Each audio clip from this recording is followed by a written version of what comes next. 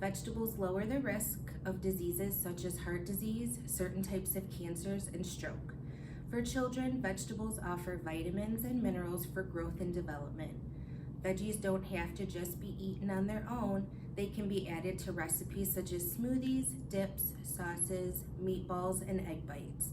For a twist on some vegetables, try some Asian-inspired dishes like simple, delicious vegetable stir-fry that uses broccoli, green beans, and carrots.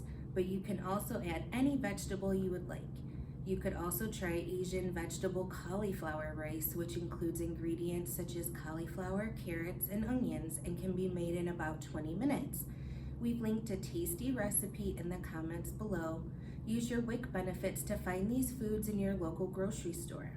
See if you are eligible for WIC. Call us at 248-858-1272. If you're pregnant, you don't have to wait until your baby's born to get on WIC. Thanks for watching.